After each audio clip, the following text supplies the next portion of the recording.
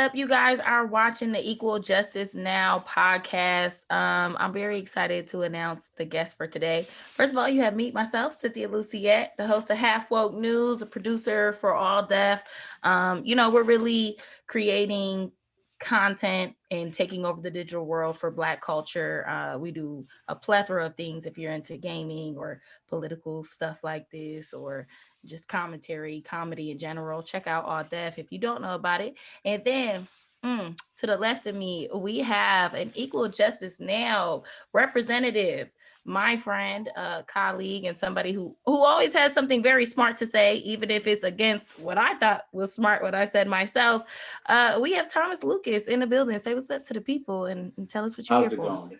How's it going? How's it going? I'm with Equal Justice Now, and we're all about exactly what our name says: just finding a common ground and equal playing field in the criminal justice system for all.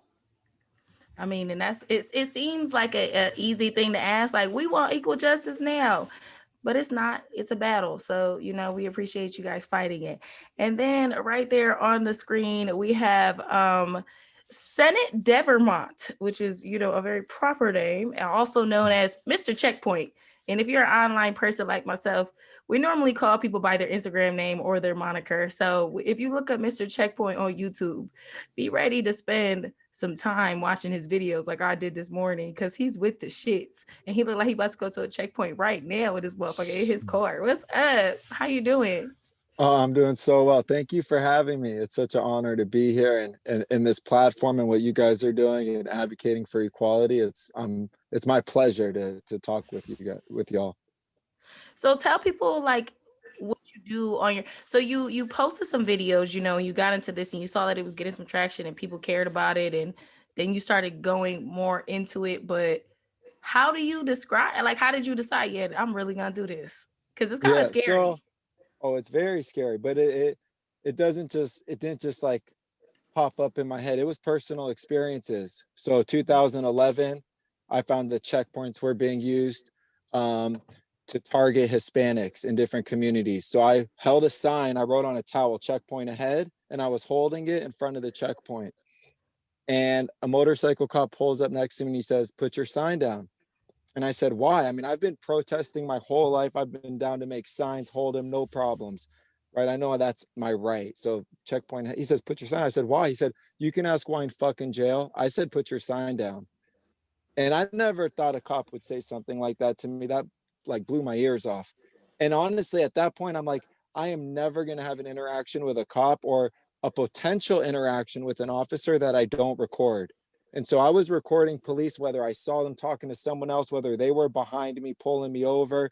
If I see a cop and I'm driving, I already am recording because I don't even want the thing of don't record. No, I'm always recording. And I would get pulled over again. I'm recording. And in 2013, I have dinner with my family. I'm driving home. Cop pulls me over again. I'm recording, and I spend a night in jail for DUI. They take my blood. My blood is clean, so no DUIs filed. But I still spent a night in jail, and because I was recording, I was able to share that, sue the Santa Monica Police Department, and win $70,000. That video has millions of views. It's gone viral. People say that happened to me. And so I was always doing it for myself. I wasn't sharing that thing to do to anybody, just it wasn't something. But when I shared my personal experience and they said that happened to me, my first question always, do you have any footage? Did you film it? Did you record it? Is it audio? No. It's your word against the cops, and that's a tough battle. And I'm not sure. If you got footage, cool. I'm down to share it, get it to the media. I know a good lawyer, whatever it is. But that's where I became an advocate. And I looked at what messages are out there against police or whatever. It's like, yeah, FTP, fuck the police. But that's not, it's a real message. It comes from real trauma and pain, but it's not productive. And so if we film the police, if we could just change the F to a film, we always film the police, well, we create transparency with cops nationwide as a community between us three and anyone listening. Overnight, it's a real actionable 4 words that I believe can help change something. And I've seen Okay, it do that. so I have a couple of different questions off of that. One, as far as feeling the police, I saw something where somebody was like, "Don't go live because that footage can get deleted or whatever." Da da da. So some people say it's better to actually record it from your phone and then post it later. Do you have any preferences or advice as far as the best way to actually record it? Yeah, I mean, I'm not a lawyer. This isn't legal advice, but my personal experience is the footage I won $70,000 settlement from. I Mm-hmm, took my iPhone and I swiped right. It has a passcode lock on it. So, you know, if you mm-hmm. swipe right, it got the camera, has the camera video options. Right. I hit video and I put my phone down. So you don't actually ever see the officer. It's actually an audio recording. Mm-hmm, And he took my phone. He had my phone the whole night. I was already Mr. Checkpoint by then. So the checkpoints were popping up and I was in the cell looking at him, looking at the cover of my phone, getting all these checkpoint notifications, showing the other cops, like, you know, why is he getting all of these where the DUI checkpoints are? But the point is he couldn't get in, right? And obviously if he saw that footage, that's mm-hmm. deleted. So that's how I used to suggest. But to be honest, I got arrested in September during a protest at the sheriff's station in South Central. Mm-hmm. And I was live streaming on Instagram. The sheriffs slapped the phone out of my hand, stepped on it, took my phone, turned it off while they were escorting me, walking me to jail while I was in zip ties. Mm-hmm. And the reason I share this is because I got out the next day and I still don't have my phone. Now, someone was screen recording my Instagram live. It was Mm-hmm. 500 viewers watching live, me being like to talk in dialogue to the officer. Mm-hmm. Handful of people were screen recording. If that footage was on my phone, how I recorded it the last time, I wouldn't have it. So, you know, it's I wish I had like the specific thing. I think it can depend. And man, if the sheriffs and LA sheriffs are taking phones, maybe Instagram Live's the best. And then you go screen record. If you're watching, I Right. need you guys to screen record. Please. Yeah, Yes. I think that is the best thing because that'd be my fear is like, yo, if I have it in my phone and they do some shit to my phone knowing I was recording and they like that would make me so mad. And then I guess the other question I have is, you know, when you're dealing with the police and as frustrated as you've seen them deal with you and things like that, you know, at what point did you become aware, like you said, like how they were dealing with Hispanics, but as far as Hispanics or Black people or minorities or whatever you want to say, like how, and even the whole Black Lives Matter movement and seeing how firsthand they keep showing now, even if you want to take it all the way back to Rodney King, back those days, like some people genuinely who are white just act like, no, you're treated the same. Like, no. Do you have anything to say to those people? Because you see how you're treated. Do you understand that like a lot of people who were darker, like they could have the same build, height, and everything as you, but if your skin is darker, you're gonna get treated different. Absolutely. And that's why I do what I do. Like, if there's people oppressing people, it takes the people that look like them physically to help the people that are being oppressed, because if you don't feel safe, it's not possible to speak out. You're trying to be safe, right? You're trying to live. So Mhm. there's no let me expose this when you're trying to have safety for you and your family, right? I am fortunate to right now be here, not have that overall fear just for driving, right? I've gotten pulled over and given a ticket and I didn't actually even have to.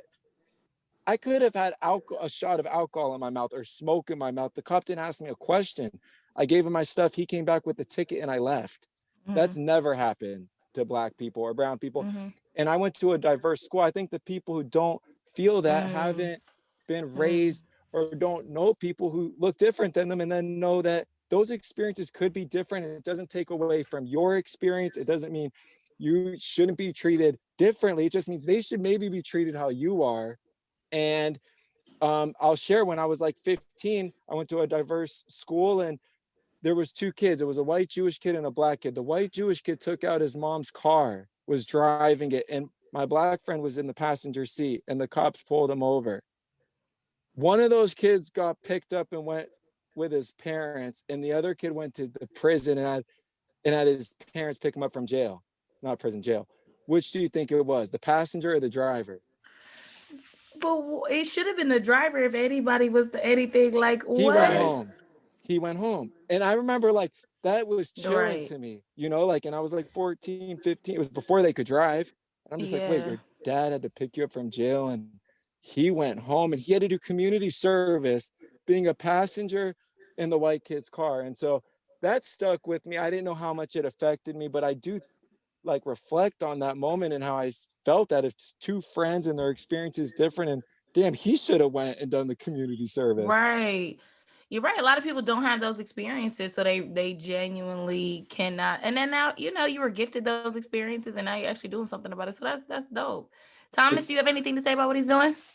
I think it's miraculous what he's doing, and just the whole thing, just accountability. I know we're going off into another topic shortly. That's just really all about accountability, and I really commend you, Mr. Checkpoint, for doing what you're doing. It's not an easy task, I'm sure. It's a scary thing as well at times. So yeah, no, I commend you, and that's really all I can add to it. I'm just very very thankful for people like you who are willing to step out there and really bring accountability to areas in the criminal justice system where for so long there wasn't accountability.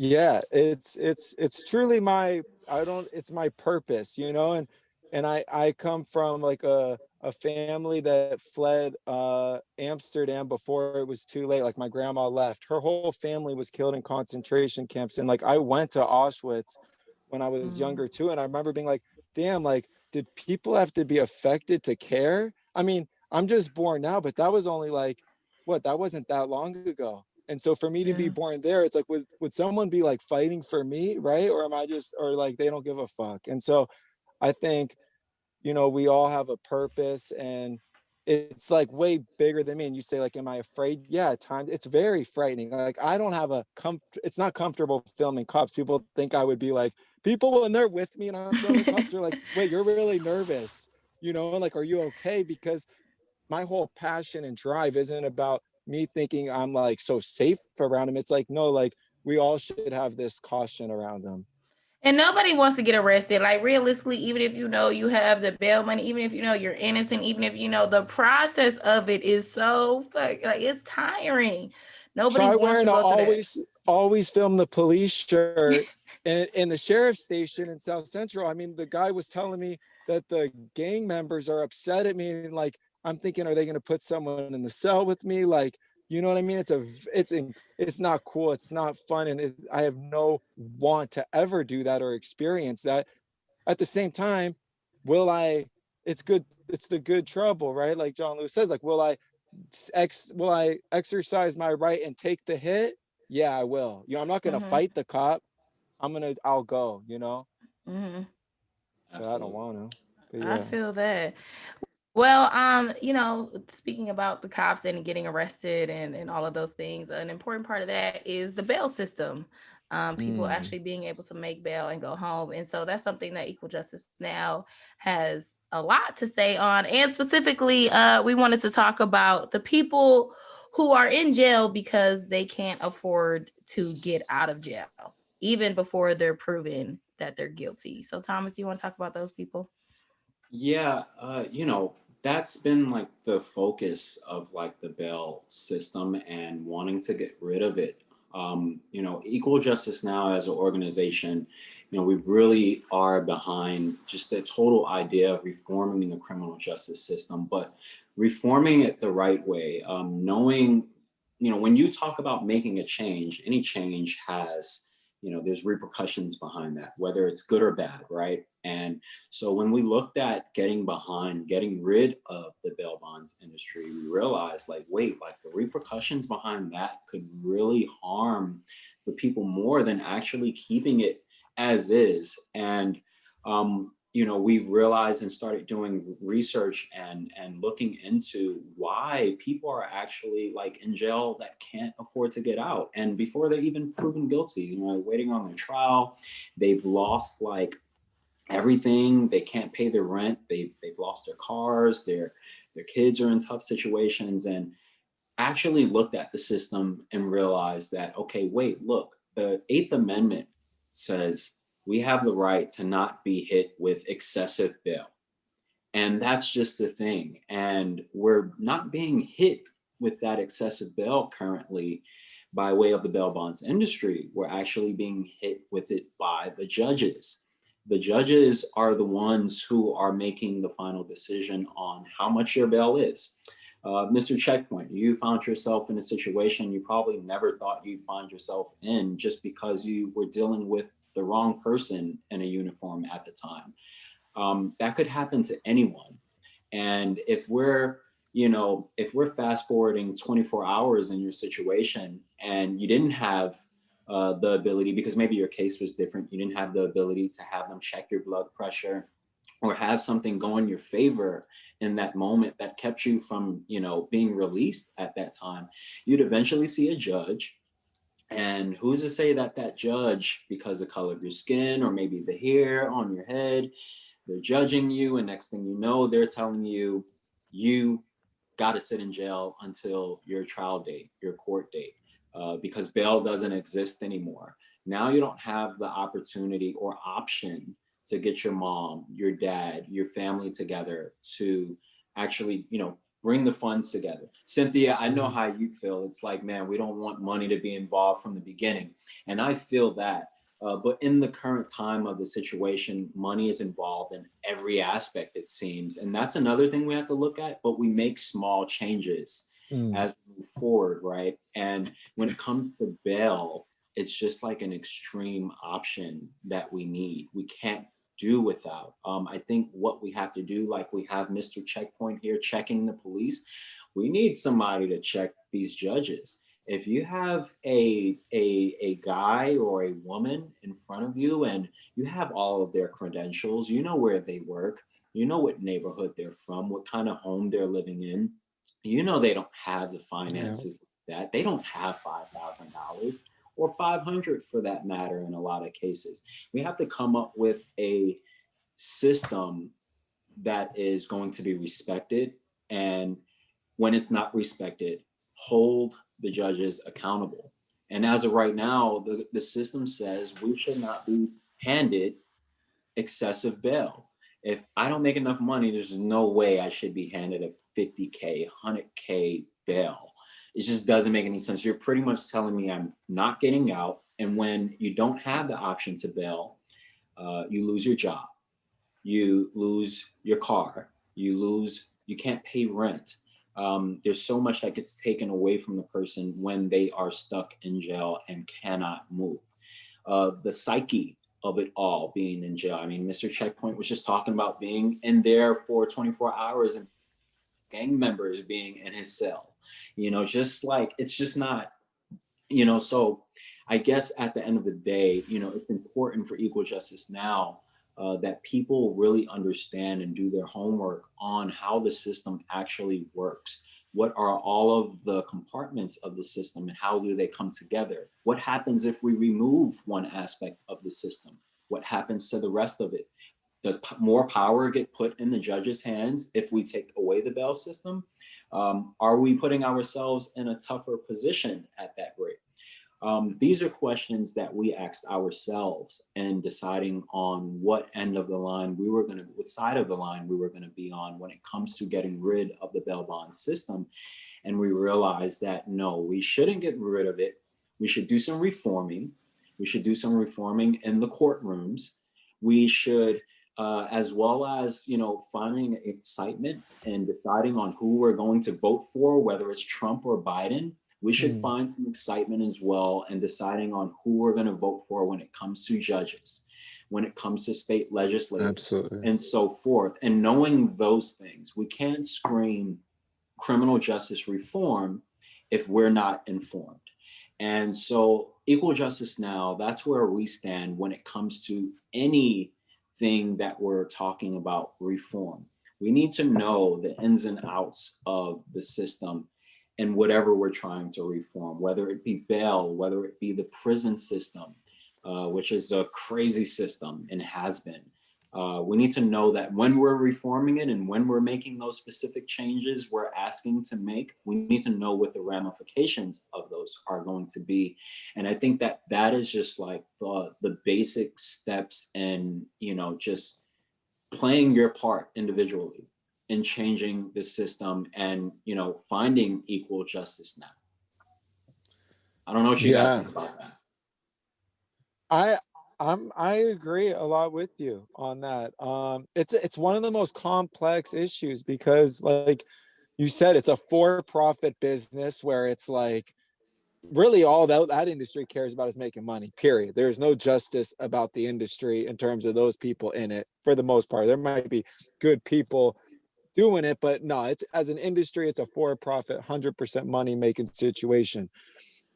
If the judges were to treat the people like correctly and then distribute the bail accordingly, this wouldn't be a problem, right? and Exactly. that's and that's really it. And so I go to always like transparency. Who are those judges? When do we vote for them? Who else can we vote for? And literally making them be aware of that. Yo, there is 10,000 constituents in your area. We don't care if you're Democrat, Republican, we are actually not going to vote for you, period, unless you start, acting accordingly. The problem is so much of this stuff isn't transparent until it's like too late, or until we're dealing with it after the fact. And when you're dealing with it, well, then you're trying to like get the person out of jail, not fight the reform. So it's such a battle. The like there's a I don't know if you saw recently, there was a Tacoma police officer. He ran over a bunch of people on a protest. Yes. All right. There is a lady, it was in Yorba Linda in California. She was she's a like a Black Lives Matter protester, organizer, and they do counter protests. She went to a Trump rally counter protest.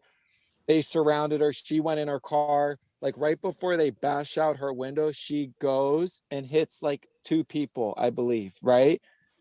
She's not a violent person. There's no violent criminal history. There is an accident, clearly a situation that isn't good. She's on $1 million bail. A That's million dollar bill crazy. right now. She's not a kid. She's over 18, but she's a young girl, and really she's on $1 million bail. There was and same thing. There was a guy attending all the sheriff protests. He then went to another protest. They targeted him, arrested him.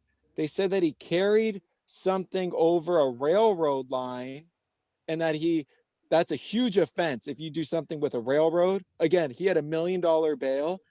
There's all these activists. They were going out every day. His name's Iman, in support of him.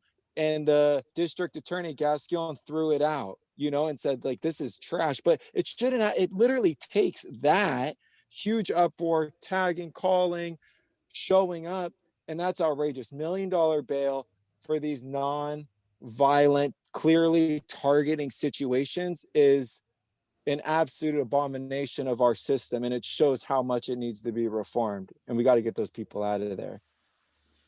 Absolutely. Absolutely. Well, speaking of getting people out of there, the last talking point for today was, how do you guys feel about the new president and vice president that officially happened?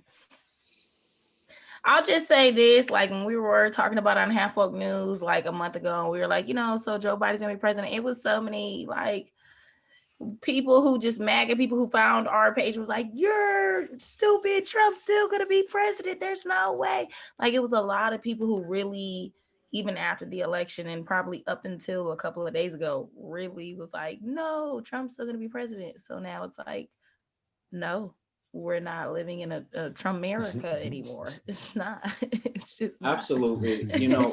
Here at Equal Justice Now, I definitely know that we are excited to, have the opportunity to even think about better days right now. I think that, we are definitely excited about the idea of Trump no longer being in office. There's just no way you find progression in civilization when you're constantly spewing hate and, grinding the people against each other and so forth. So I think we're in better days ahead now, but I do think that the new administration by Biden and Kamala Harris, I think they have a lot to get done before we get too happy. And some of those things are just the essence of changing the system and creating a better criminal justice system, creating a better atmosphere in society in general. Let's focus on the things that actually matter. Let's talk about the homeless issue in our country and fixing that, actually fixing it and not just talking about it, making a big dent in that. Let's talk about mental health issues. A lot of the issues we deal with and over policing, of course, to where, our guy, Mr. Checkpoint, doesn't have too much more to film moving forward.